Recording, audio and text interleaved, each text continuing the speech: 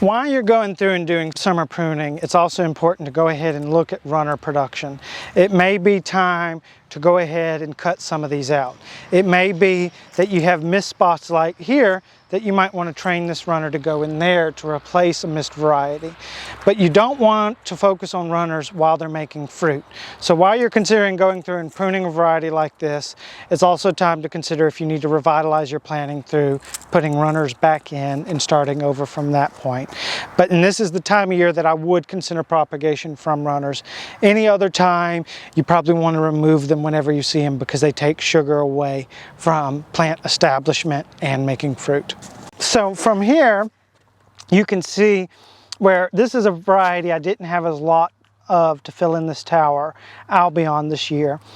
So what I did is this plant here started making runners quite early, and I was able to take this runner and put it into this empty pocket here, and it's rooted and made a plant for me. Probably at this point I could go ahead and sever this connection, and this will grow into a more full plant later this fall. So this is something you can do when you have limited plant material, you're trying to multiply, but it comes at the expense of fruit. It focused more on doing this and did not make any berries for me in exchange. So in a case where you're making runners and you're using runners to propagate more of a variety, it's real convenient in this tower setup to be able to move it to a pocket like here. It's put out roots.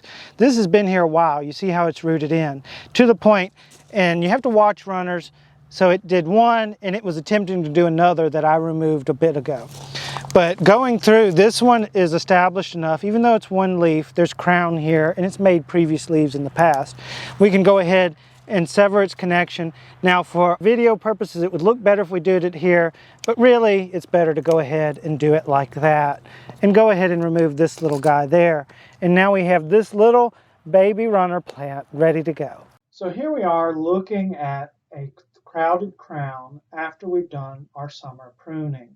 So this is not the ideal time to divide crowns for propagation, but if you're already going through after you've pruned back, it may be a more convenient time since we can go ahead and see what's going on there. Now, one good thing about it is since we've cut it back, when we do this division, there's less plant material for there to be supported afterwards. Probably have reduced our plant water demand by at least 50%. So looking at it, this one, we can see that this crown's very thick and probably could divide a lot from here. Depending on how careful we are without breaking the crowns off, probably could get at least 5 or so starts from this material. If it is a plant that has a little bit more delicate crown that may break off, you may want to be more cautious and maybe only split this in half and go from there.